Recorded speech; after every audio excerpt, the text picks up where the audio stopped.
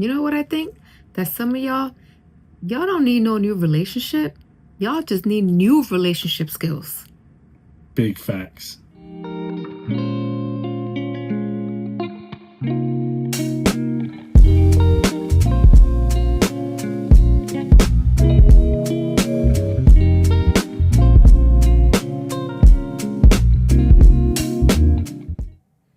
Yo, what's up, familia? And welcome back to another episode 3 actually, of Cafecito con Jay y Mely. As always, I'm your boy Jay. I'm Mely.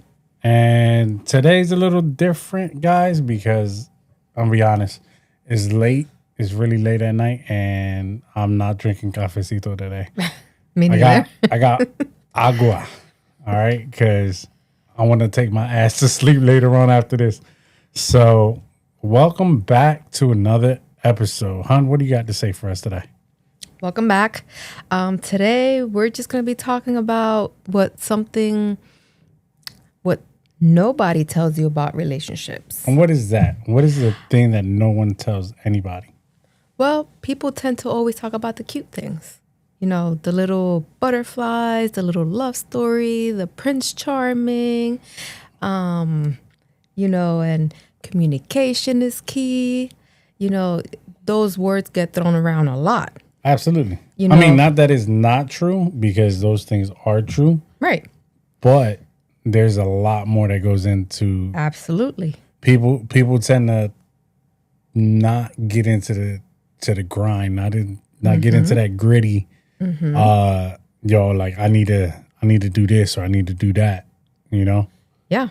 Yep. Nobody tells you that communication, it could just be, we sit in silence. Yep. You know? Nobody tells you about healing, the hard conversations you have to have, the growth that occurs inside of a relationship. Because you grow, I grow, we grow. Absolutely. You know? And the moments that you're like, is this normal? Do other relationships go through this too? You know? So if you're dating, married, talking to someone, or if you're just healing from your situationship, what they call it nowadays. Yeah, which is, I don't know. It's a little dumbfounded to me. Yep. Well, stick around, because this episode is for you. You know, grab your little drink. You know, like he said, it's kind of late, so we're going to grab our water. I don't know about y'all, but you know what I mean? If you guys are watching this and it's, I don't know, it's 5 o'clock somewhere, right? You got to drink something. Oh, not like that, though. So enjoy whatever you're drinking today, and let's get into today's episode. Yep. So today we're going to do it a little bit different. We're going to start off with some Reddit stories. Some Reddit stories. And I'm going to be honest with y'all. Yo estoy bien relajado. I'm chilling today. I'm chilling tonight. All right. But to be honest, I'm a little upset. I did my research. Yeah. I clicked save, and none of my stuff's saved. And you got. So today we're going to go in a little blindly.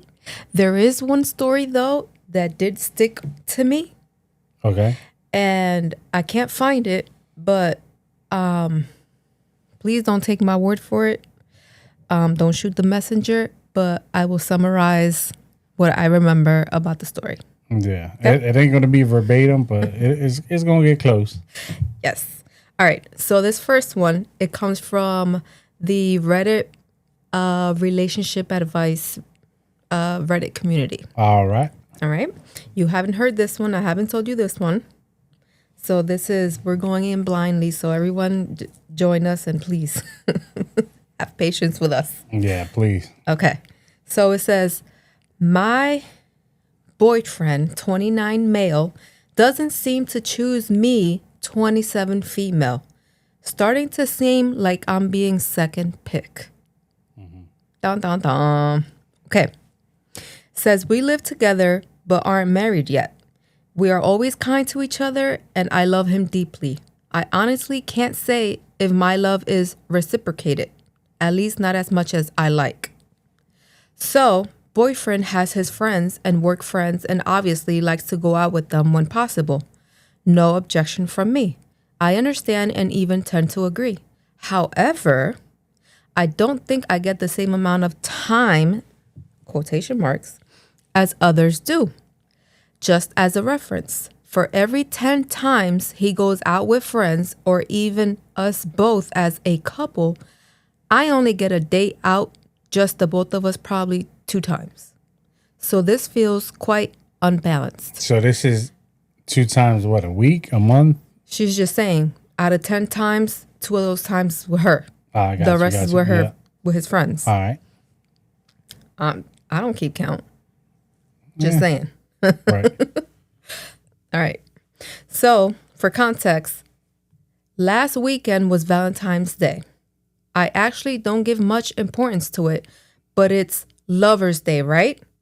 Supposed to be anyway. Not Lover's Day is the day of love, but not Lover's Day. Yeah. I mean, for what is it called? For the pockets of this government, heck yeah, they're gonna put it as Lover's Day. Yeah. But it's the day of love, whether it's love for your parents, You're your celebrating children, love in general. right? But not Lover's Day per se. Anyways, so continue on. So Friday, I thought to myself, I'm gonna ask him out during the day, then make a nice romantic dinner in the evening.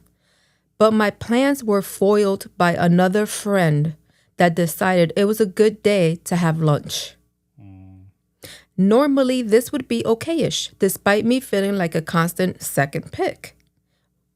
I don't like that she continues to say second pick. Why not? Let's continue reading on. I don't want to like judge so You don't want to judge so first. early. Right. At least this time I was included, so we 3 went for lunch.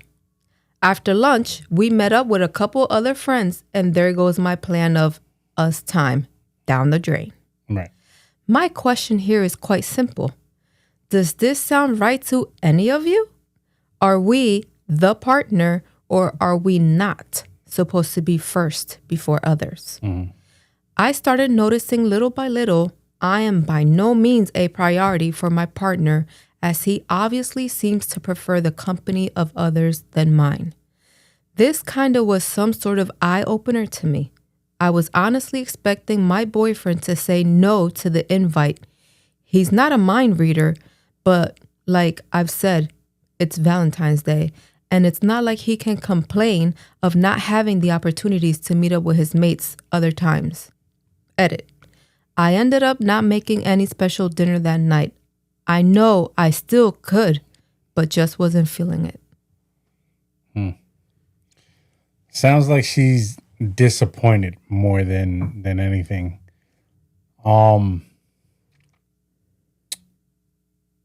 What I've learned to do is when a friend will be like, yo, let's go here, let's go there, let's so let me just, see what I got going on. Because if we have plans or we make plans, then obviously you're the priority to me. So I'm be like, yo, like I can't today or I can't this week, but you know what? Let's meet up next week or whenever. And it seems like he's just not putting her as a priority. And maybe he might be even doing it like not even knowing.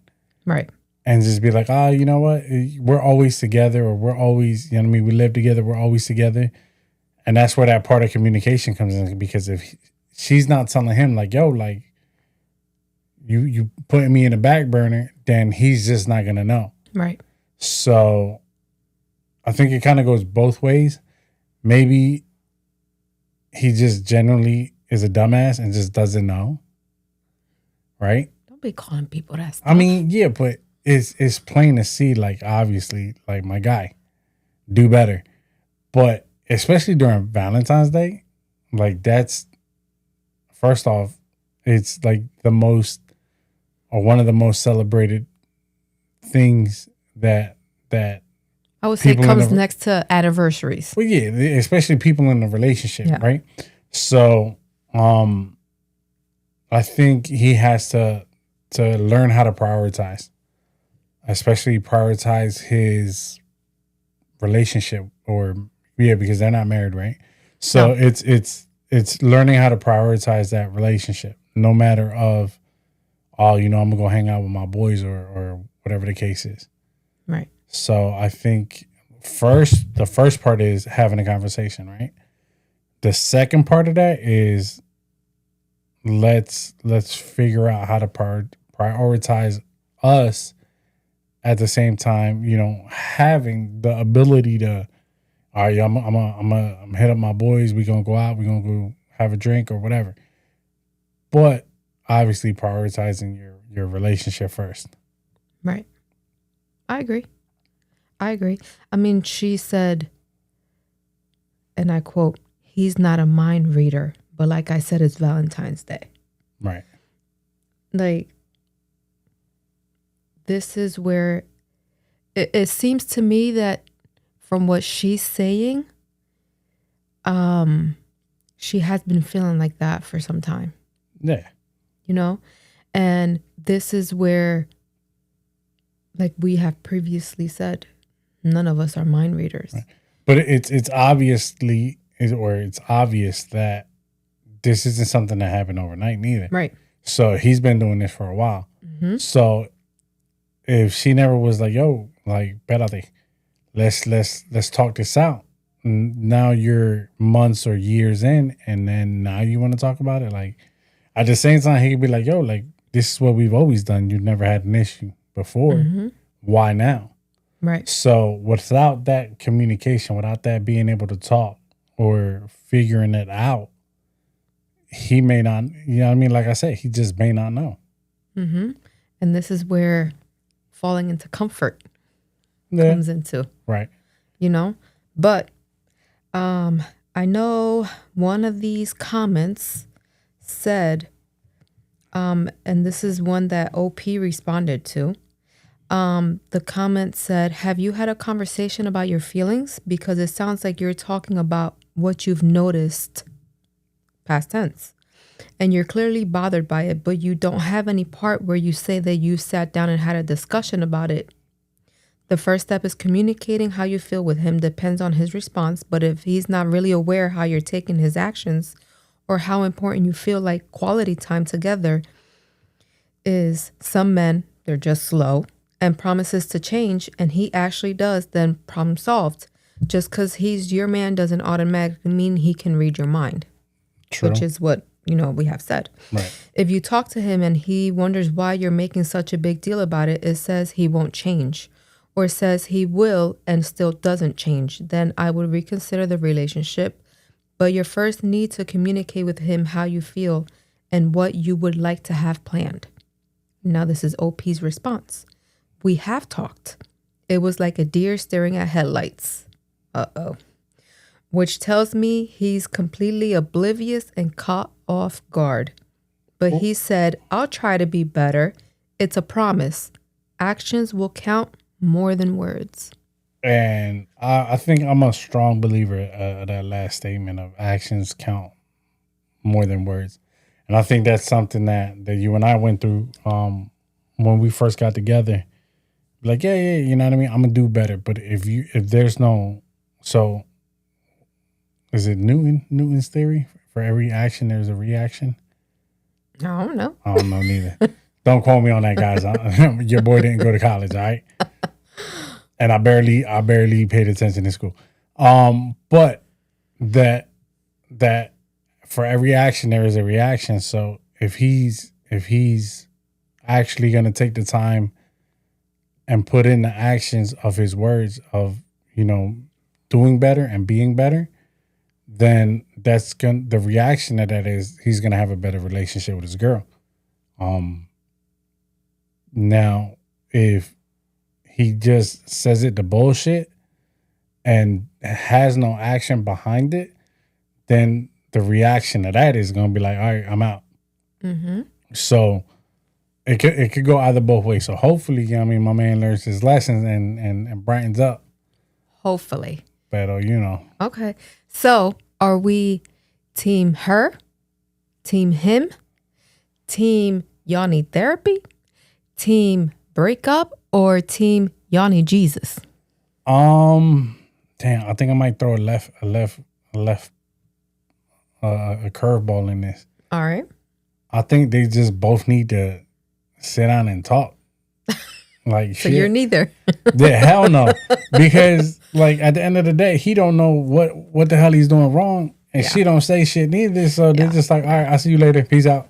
Yeah, basically. So I mean, not that they're both technically wrong, but they both ain't right neither. So yeah, whatever. Yep. That's gonna be my new one. Whatever. Okay. All right. So that was one. All right. And what's the next? All right. The next one. This one, I think it hits a little bit. Just as far as dietary restrictions. Okay. Mind you, I was reading this to you last night and you fell asleep on me. Lies. Prove it. Okay. Prove it. Okay. This one is, am I the a-hole? Okay. Am I the a-hole for letting my boyfriend eat gluten-free pasta without telling him it was gluten-free? Okay. So I keep gluten-free pasta. Can I judge by just the statement or just the title? Go ahead. I say hell no. I mean, like, not for nothing. Like we stated previously, you know, I don't even think we stated this, right? No. But you are gluten free. You do have for medical reasons. Right, for medical reasons. So some of this shit like really ain't that bad. Like you can't tell the difference. Especially like with like certain brands where it's gluten free, like you really can't even tell. Sometimes the shit even tastes better than regular stuff. Yeah. So just based off of the subject, because I know how certain gluten-free stuff is, no. Is it the end of the world? No. Right. So, me personally, I'm going to just start off by saying I don't think you're the asshole, but go ahead. All right. To me, I was cracking up after I read it. All right, go ahead. Because apparently I fell asleep, supposedly, allegedly. You did. Prove it. Do you remember the story? I do. Right. It involved a man and a woman. Right. Mm-hmm. Continue on. So I keep gluten-free pasta in my pantry. My best friend has celiac, and she's over at my place a lot, so I always have stuff she can eat. Honestly, some of the gluten-free stuff is fine, and I eat it on my own, sometimes because I don't really care that much about the difference. The other night, my boyfriend was at my place and wanted to make dinner. He said he was going to cook some pasta. I said, go for it. There's a box in the pantry. He grabbed it, cooked it, made a sauce and everything. We ate it. It was good. Normal evening. After dinner, he's cleaning up and picks up the box to throw it away and sees that it says gluten-free. Now, I will be honest. It's very clear in every single. It's like the biggest thing on the box or whatever you buy is it'll say gluten free. Yeah, and it says it all over the box. Right. And he just stops, looks at me, and goes, "Did you know this was gluten free?" I'd be like, "Nope." Nope. I said, not at all. "Yeah, that's what I had in my pantry." He got genuinely upset. Said I should have told him before he cooked it. I said it was literally written on the box that he picked up, opened, poured into the pot himself. He said he didn't look at it closely and that if I knew that was in my own pantry, I should have warned him. Warned him about pasta. He said it was basically food tampering. He actually used that phrase. You can't die off of eating something gluten free, dumbass. Like, are you that stupid? Like, you can't die from it. If anything, it's better for you anyway. Not always. No? No. Well, either way, you ain't gonna die from it, so. Okay. I thought he was joking and I laughed, and that made it worse. He said, I'm not taking his feelings seriously. Oh, boy. And that he has a right to know what he is putting in his body. All right, Ken, relax. Which, like, yes, obviously, but it's pasta. It's not an allergen for him. He's not gluten intolerant. He just doesn't like the idea of eating gluten-free food because he thinks it's weird health nut stuff. Bro, like, obviously you ate the shit, so it tasted good. And he didn't even notice the difference. So what are you complaining about? Okay. She continued on saying he left that night kind of cold and has been weird about it since. I keep going over it in my head and I can't find the part where I did something wrong. He grabbed it himself. He opened it himself. He cooked it himself. The label was right there. But now I feel like I'm being gaslit into thinking I owe him an apology for not narrating the contents of my pantry before he cooked dinner. Am I the a-hole? Absolutely not. Like I said previously, absolutely not. These comments are hilarious. Bro, like first off, you ate it. So what are you complaining about? You made it, you ate it. It tasted good, and now that you're throwing away the box, you're like, oh, God, I'm going to die. Like, shut the hell up, go take a shower, go to sleep, and you'll be all right. I'll see you tomorrow morning, bro. First comment. You need a smarter boyfriend, not the a-hole. Well, yeah, obviously. My instant reaction as well. This guy is a dumb ass. I'll say it for you. Dumb ass. So, yeah. Yeah, pretty sure. Another comment. The pasta is smarter than the boyfriend, not the a-hole. It's just like... Oh, my goodness. In a way, though... All right, so in a way, I see it also like this. So when we found out about your medical condition and we decided to go gluten-free, a lot of the stuff that we eat now is gluten-free, just because, not that I have a condition, but just because it makes it 10 times easier to cook.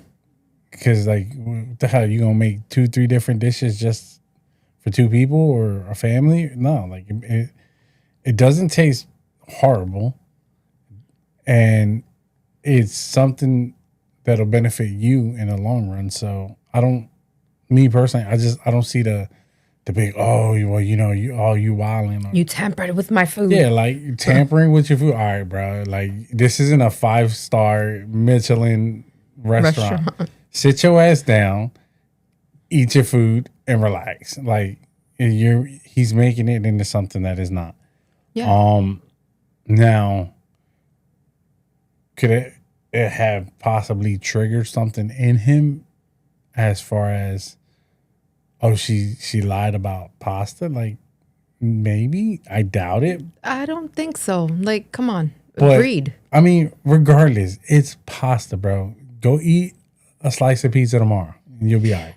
And the crazy part is, if he would have never read that box while he was cleaning up, he would have never known the difference. Oh, big fan. If he'd have just grabbed it, threw it out, and went on with his day, he'd have been like, oh, yeah, we need to buy more pasta. Yeah, basically. That was the best pasta I had, especially if it was from Romo. And we're not sponsored by them.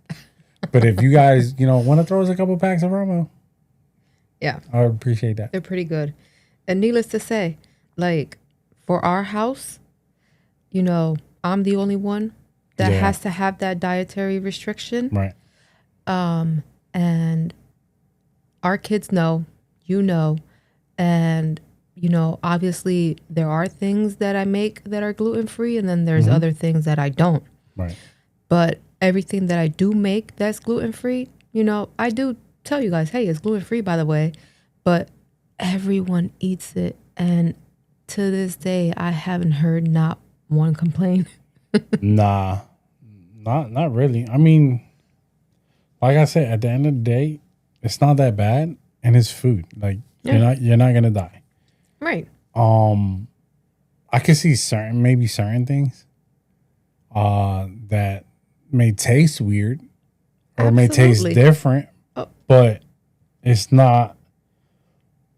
Pasta is not one of them. No, and it's not the end of the world neither. So, like, I don't see what the big deal is. Okay, so are you team her, team him, team breakup? Nah, this team one, he need Jesus. This one, I'm going with team her, and If he has an attitude, then team breakup. I think he need Team Jesus. He need a reality check. Nah, he don't need a reality check. He need an ass whooping. No, I'm Team her. Absolutely, 100%. Because it's common sense. Right. You know. I mean, and like I said, at the end of the day, it's not the end of the world. And one thing that I didn't, it just came to mind, if they were together for God knows how long, because she didn't say for how long, but You should have known her allergen. Is that what no, it's called? it's Allergen? her friend. Her best friend is constantly Oh, visiting her, true, facts. and she keeps, a lot of things for her friend to eat because she has celiac. So common sense would say, hey, let me check her what I'm friend using. is gluten free, and she Right. does keep extra things for her friend. Yeah. So Let me check what I'm using. yeah, Make sure I ain't using the wrong shit. But nah, this dumbass was just like, no, you're gonna kill me. Yeah. oh my God. Shut your ass up. All right. Now for this last one, this is the one that This is the one that you lost. can't find. That the iPad lost. Okay. This one, it was also from Am I the A-hole? Mm-hmm.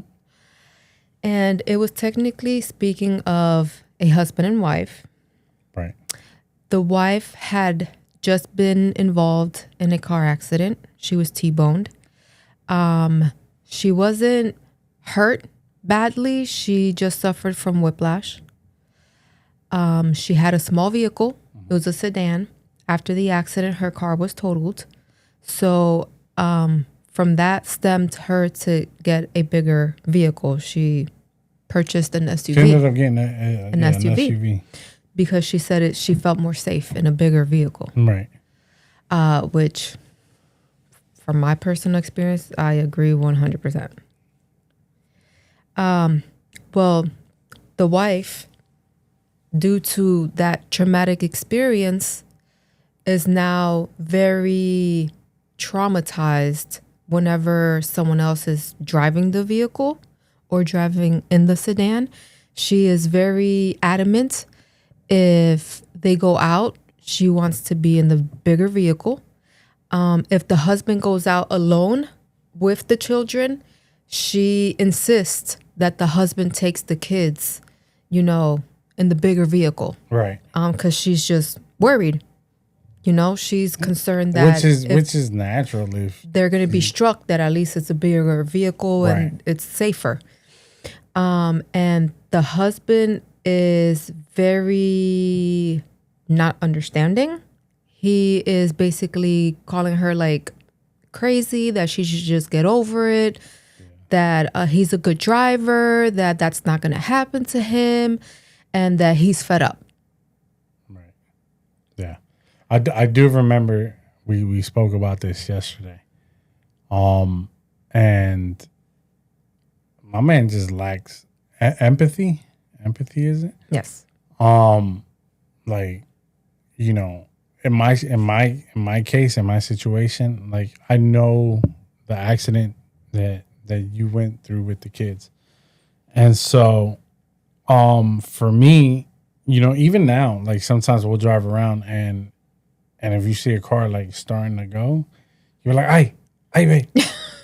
And so like I do get the frustration sometimes of like, yo, like obviously I see the car, we're good, calm down.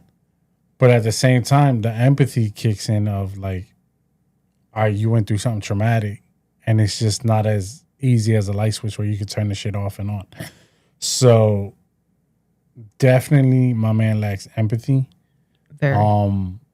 And understanding of like, yo, like it was traumatic for this person. So it may take, there's no timeline in healing from something traumatic. No. So it could be like, our youngest where he gets in the car, he's cool, he's chilling. And then there's people that could take a year, 2 years, 3 years. It could even last their whole life of being traumatic of being in a car. Mm-hmm. So to sit there and just be mad enough to continue to tell her about it, it's it's asinine to me because like, bro, like she went through something traumatic. Like, And she was by herself. Yeah, so give her a break. If she wants to, who cares? Take the bigger car.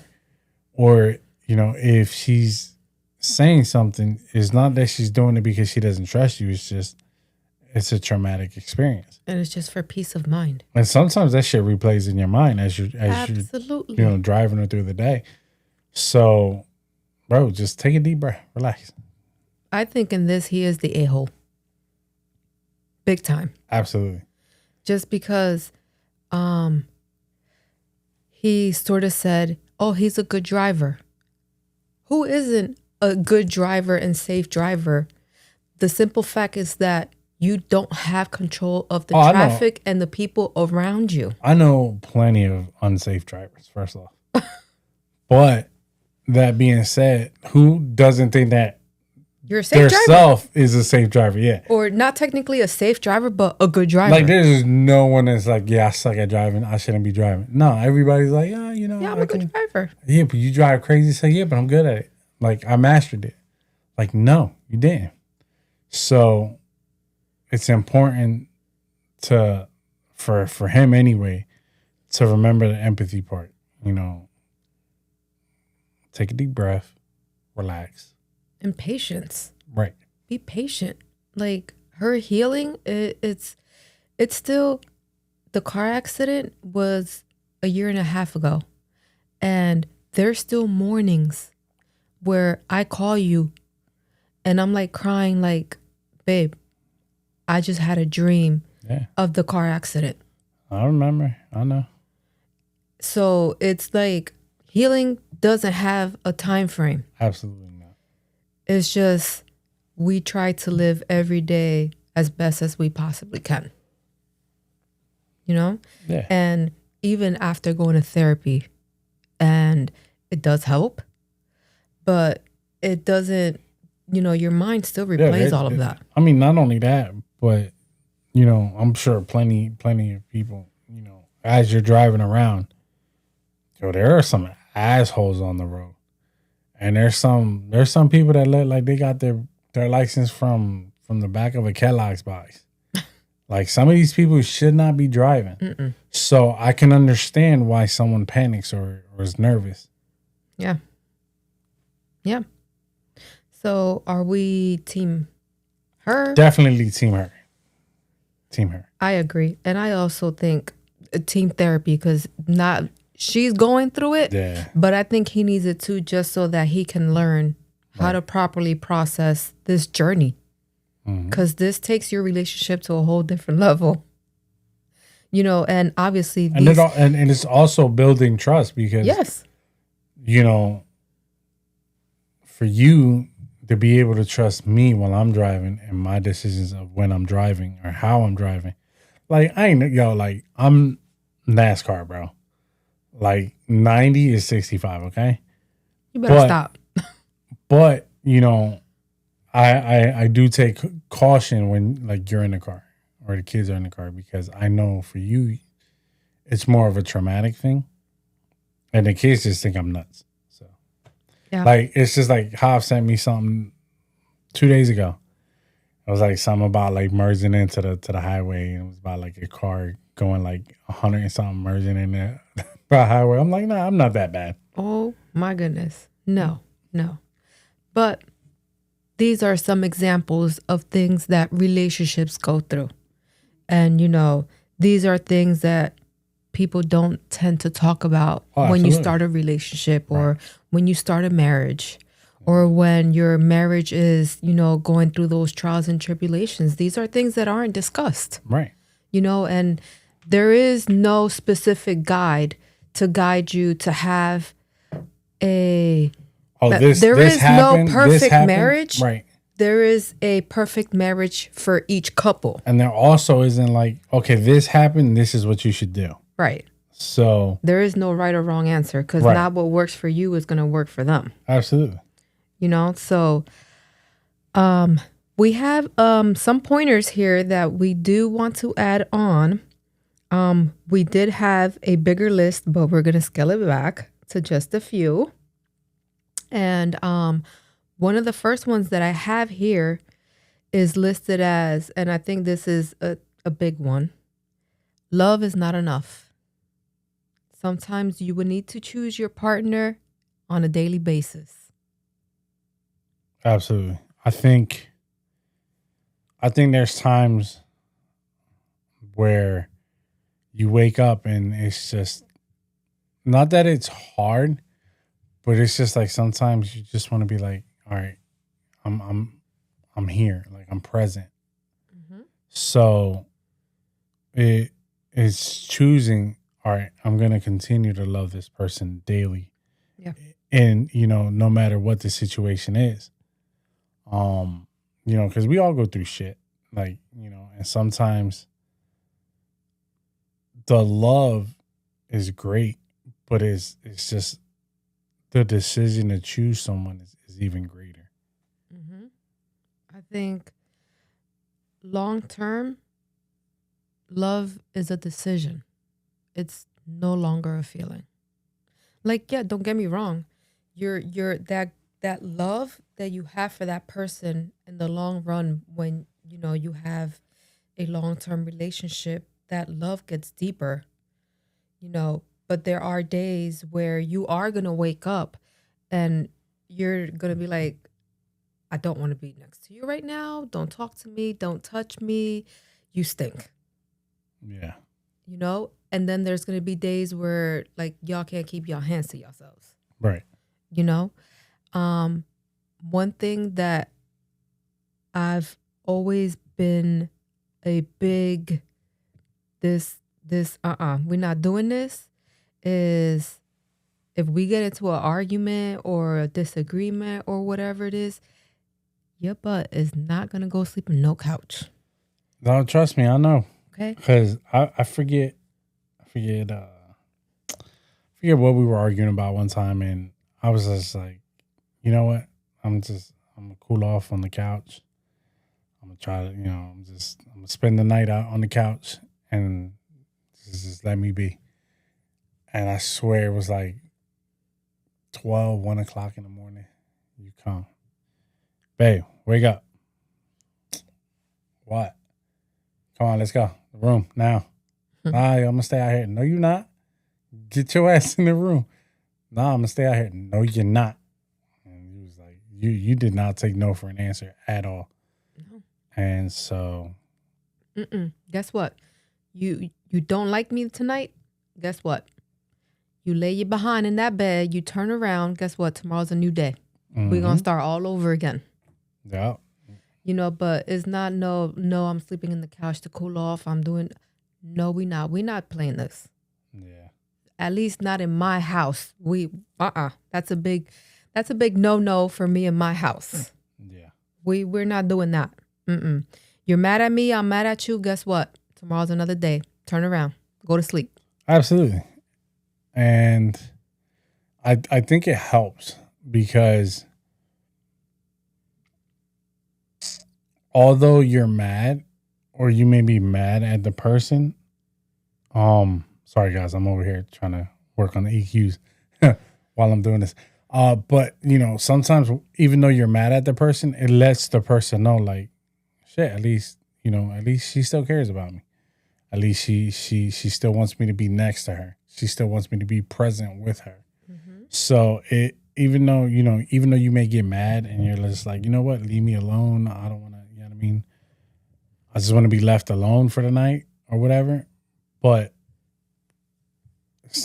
I think deep down psychologically, it's just a reminder of like, I'm wanted. You know what I mean? She wants me to be with her. Even though, we're going through some shit, she still wants me to be by her side. Yeah, because you are going to go through a lot of things. Hell yeah. A lot of things, and one thing that I do always like to reflect back on is the word. And I just want to read this real quick because I do like this version because it kind of breaks it down a little bit. Mm-hmm. It's 1 Corinthians 13, and this is a very, very well-known verse. This is the easy to read version. And it says, love is patient and kind. Love is not jealous. It does not brag. It is not proud. Love is not rude.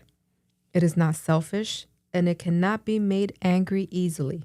Love does not remember wrongdoings against it. Love is never happy when others do wrong, but it's always happy with the truth. Love never gives up on people. It never stops trusting, never loses hope, and never quits. Love will never end. Nice. And that is so true. Yep. You know? And that in a relationship, your love will be tested through high and hell waters. You ain't lying. And I think we're living proof of that. We done been through some shit together. yeah. And you know, You're it's gonna not you're gonna trigger each other. absolutely. You're gonna want to fight back, and I don't mean like physically or not, but you're gonna want to do the opposite sometimes, or you wanna make yourself feel better without having to feel. You want to make yourself feel better without having to feel the blame. Mm-hmm. And I think when you reach out and you're like, let's fight through this, or let's get through this. You know what I mean? It helps. It helps a lot. Yeah. Yeah. And love, it goes beyond that deep affection, that deep feeling. Because our feelings can be Traitors. yes, I was gonna say it in Spanish because I couldn't find the word. Traicioneros. Our emotions can sway. Right. One day you feel happy and bubbly, and the next day can be the total opposite. Yeah. But it's that firm decision that no, I'm gonna choose to love this person regardless of if we're fighting, if it's ugly, if it's pretty, if Right. he's hurt. Those vows, They mean something. they mean something. Right. Right. So, love, sometimes it's not enough. It's beyond that. Absolutely. Right. And then comes to our point number 2. And you had already said it. You will trigger each other. Yeah. Yeah. I mean, and for what I mean by it is sometimes I may not always be right. And I may say something incorrectly, or I may say something that maybe it didn't come out how I meant to say it, or I said this wrong. And so that'll trigger a reaction, and it'll trigger anger, some type of emotion. Mm-hmm. And so, you're going to push each other's buttons sometimes. Like, you're going to push that person to the edge just to see how far they're going to go. Mm-hmm. And so, depending on what reaction you get, you're gonna either fight back or say, you know what, my bad. You know what I did was wrong, or I did this wrong, or whatever the case is. Yeah. And it also depends on the upbringing of the person. Did they have a good upbringing? Did they have some childhood trauma? What relationships did they see growing up? Right. Did their parents have a good relationship? Were they, did they see a good model of what a relationship should be, how love should be, and etc. So pushing each other and triggering each other, that's absolutely going to happen 100%. Yeah. And how you react and move forward to it will say if that relationship is worth fighting for or worth staying with that person. Yeah. Now I'm gonna say number 3 because I think this is me sometimes. Sometimes you're not mad, you're just tired, and I think some of the worst arguments you have is when you're physically exhausted, burnt out. So, you're not only mad that you're tired, but now you're mad that, all right, now I got to deal with some shit at 11, 12 o'clock at night. On top of me being tired, now I got to deal with something that I may have said wrong, or something that I did wrong, or So now you're fighting two demons, right? Now you're fighting yourself because I'm tired. And then now you're fighting your spouse because you're mad. So I think that's me a lot because when I'm tired and I need to go to sleep, like don't talk to me about nothing. I want to go to sleep. Yeah. And it's good to take breaks. Yeah, absolutely. It's, and I think part of it too is if you're mad because you're tired, you know what? Let me sleep this out. Let me regain some neurons. Let me go to sleep. Let me be able to get focused. So that way when you have a discussion, right, you're not arguing, but you're having a discussion. So when we have this discussion, I want to be clear-minded, right? I don't want to be aggravated. I don't want to be mad. I don't want to be hyped and then say some shit that's wrong or do something that's wrong. And then what? You're making it worse. You know what? Let me get some sleep. So that way when we do have this discussion, I'm focused. I'm in a better mood. Maybe it was something stupid that, I took it the wrong way or you took it the wrong way. Let me catch some Z's, and then now I'm energized. I'm in a better mood. I'm more focused. I'm more alert. Hey, so what happened last night? You know what? We good. And I think that's the key to knowing when to pick your battles. Yes. But I do want to say this out loud because I do think this is very important. It's okay to have me time. It's okay to set some time for yourself. And it is okay to say, guess what? Today I'm going to wake up and do absolutely nothing. Yep. That is okay. And I want to say this out loud because I did not grow up with that mentality. At all. If you were in bed for too long, you were lazy. You're lazy. There's things that need to be done. Get up, your behind up, and let's get the day rolling. But I think that's a lot of Spanish cultural. You know what I mean? Like that's a stereotype. Like, all right, if you lay down too much, if you sleep too much, you're lazy. Mm-hmm. So. Or if you're just sitting in the couch, just like want to catch a moment to yourself. What are you doing? You're not doing anything. Get up. There's a lot of things that need to be done. Yeah. No, it's okay to take some time for yourself. Absolutely. And this is all new to me. Taking time for myself and all this. I'm doing this now in my adulthood. I was never this way. Ain't want to mention no number, huh? No, absolutely not.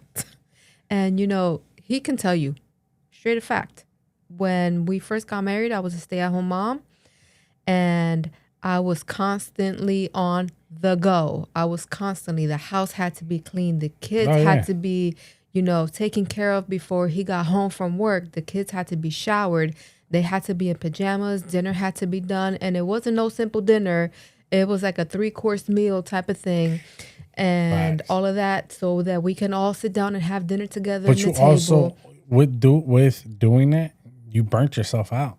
Yeah. There was times where you was just like, I can't do this or I can't do that. Like, I'm just so tired. And so then now you, on top of being tired, all right, now you're mad. I'm frustrated because I didn't mop. I didn't mop today, but you mopped yesterday. What are you going to take the shine off the floor? Like, yeah. So I'm so tired. And so you burn yourself out. So you don't give yourself time to energize. You don't give yourself time to focus and relax. Mm-hmm. And I think that was not an argument, but it was something that I noticed was, sit your ass down, relax. And you're just like, nah, you're like, I gotta mop. You mopped yesterday. Oh, but I I gotta clean the bathroom. You cleaned the bathroom 2 days ago. Like it's not even that bad. Oh, but I gotta do it. Like, yo, relax, chill. Like, sit your ass down somewhere. Relax. Kick your feet up.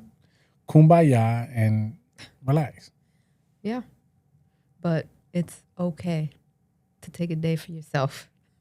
Please do. Please do. Yeah. So what's number 4? Communication is just not talking. I think people think communication, they're like, oh, now I gotta talk your ear out. I gotta talk so you understand my point of view. Sometimes talking is just shutting the hell up and listening. Yeah, effectively listening. Yeah. Obviously, you just don't want to be there like, uh-huh. Uh-huh. Uh-huh. Nah, like, you know what I mean? You wanna listen to obtain information. Mm-hmm. So you just don't want to be like, okay, yeah. You said the sky is blue, the clouds are white. No. You want to understand the person. You want to focus on what the person is saying. So I think communication, even though yes, you want to get your point across, you want to talk, but you also have to be a good listener. Absolutely. You also have to want to listen. I think that's like the key, an effective listener. Because in order for you to communicate effectively, you have to become an effective listener. Yeah, absolutely. You know, because before it used to be like, well, I'm going to say my point and da-da-da, and then it becomes defensive. But, you know, part of being a good listener is I have to be able to understand why you're mad or why you didn't like why I did this. You have to understand. I agree. So when you speak, it's not as you made me feel this way. And you also don't want to speak. Because you did X, Y, and Z. Right. So no, that's and you not, also don't want to speak condescending. Neither. Right. That's not communicating effectively. You can't be pointing the fingers when you're talking to the other person. You know, if you want to get your point across, you can say, hey, you know, this is not therapy, by the way. This is all the stuff that I learned in therapy. You have to say, hey, you know, last night around 7:30, you know, we had this argument.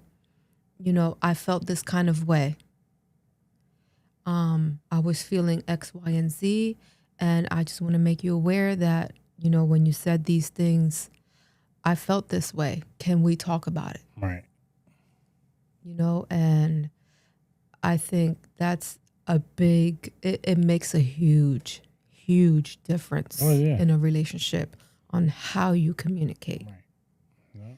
And I can assure you that I've seen a big difference in the way that we've communicated compared to how when we first began our marriage to now, you know, not to toot our own horn, but, you know, we're not perfect, but we're better.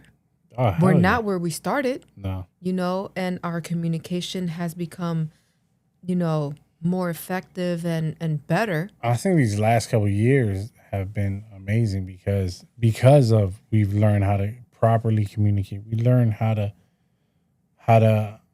put our pride aside and focus on, okay, what is the other person saying?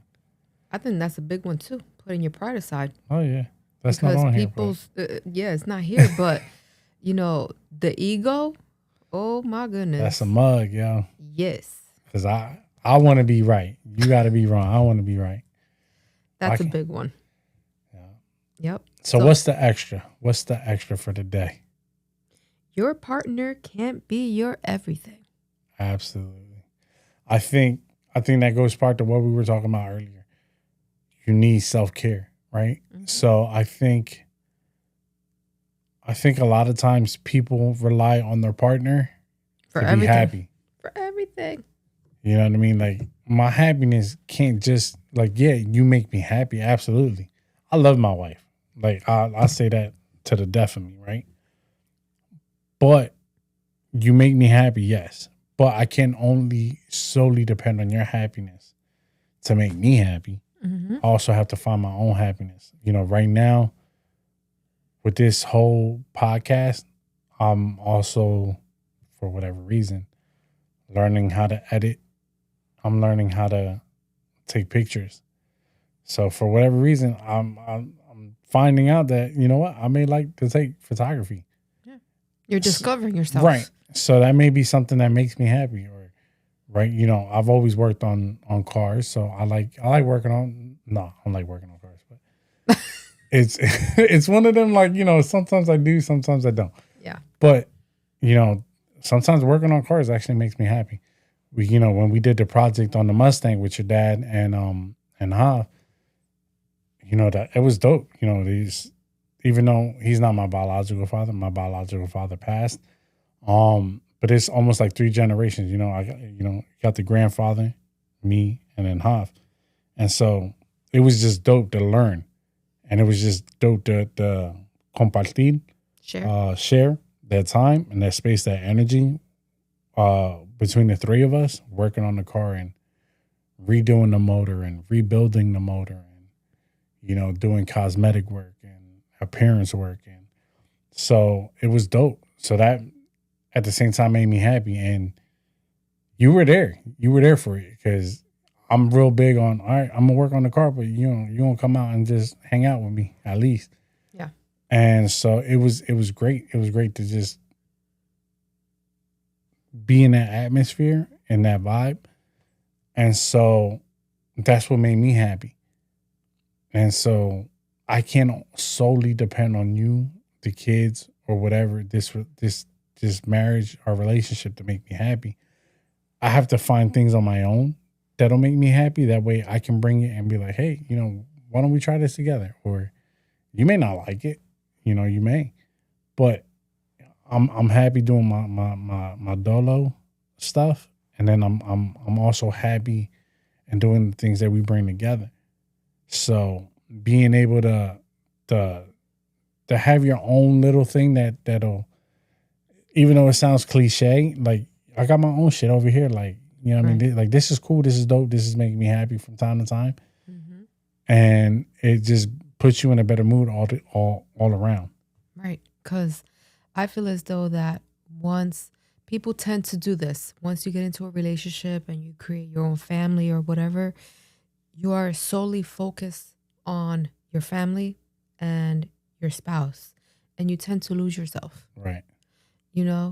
And this is all new to us as well. This is why we like to kind of like point it out, because, we've lived through it. Yeah. And, we would like to share it so that if someone else is going through it, and be like, am I the only one going through this? Mm-hmm. No, you're not. But for us, we're solely known as mom and dad. We usually don't focus so much on us. It was more as, what are you known as? If you can sit down and describe yourself in one word, what would it be? And to me, it was mom. Bobby. Like, even with like our kids' friends, our kids, I'm sorry, our kids' friends, you know what I mean? They're like, mommy, Bobby.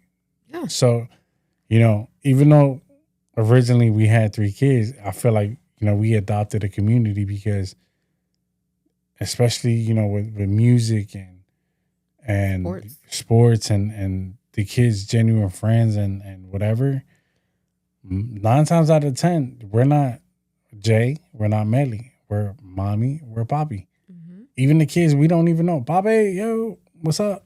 Yeah. So in the midst of all of that, you have to find yourself. Yeah. Because I felt as though that I lost myself. The things that I used to in my teenage years that were my hobbies, my go-to things. You put them on hold and I lost all of it. Yeah. And I'm slowly starting to regain all of these things. And I'm like, hey, I still do like art. I still do like my little puzzles and writing poems and all of these other things. And that's one thing. You can't lose yourself. No, absolutely. Your partner is not your sole identity. Right. You need to also know that you are you. Mm-hmm. It's just you added someone else into the picture, into the mix. So don't lose yourself. Continue discovering yourself and your hobbies, and include your spouse, include your boyfriend, absolutely. include your girlfriend. Right. Because who knows? Maybe both of you would Y'all like may it. both enjoy it, and it'll bring y'all closer. Date night ideas. Hello. Yeah, facts. We did that painting sip. That was dope. You like painting? I can't draw for shit, but it was dope. You know what I mean? It was a vibe.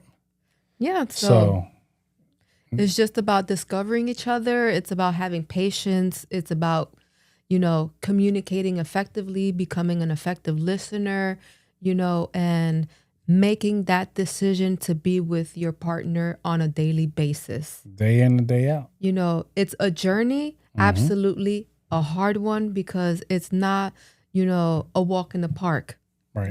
It takes hard work, dedication, it takes patience, and it takes 100% from you and 100% from your partner. Yeah, it's definitely not 50. And we've talked about this before.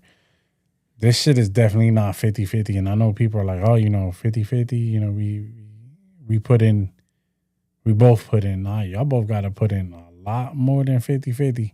Yeah. Bro, y'all both got to put in 100 and 100. And, that's the only way you survive this thing. That's the only way you move forward and continue to grow and continue to progress together. Because, even though this is a podcast and we talk about, this podcast shit, I want to build an empire with my queen, right? So I want to continue for us to survive and to be close. That way, whatever we do, we build on it. And so you have to be willing to want to build. And you got to be willing to sometimes step out of your comfort zone or, do something new to be able to build. But you have to continually pick and choose your partner to be able to do that. Mm-hmm. That's right. So with that being said, this is today's episode. If you guys enjoyed it, follow us, subscribe. And if you think that we missed something, let us know. We could talk about it. And we, don't forget we have an email account through Gmail. It's Cafecito con J.Mely@gmail.com. Gmail.com. But like always, love, peace, chicken grease. We love you guys. Peace.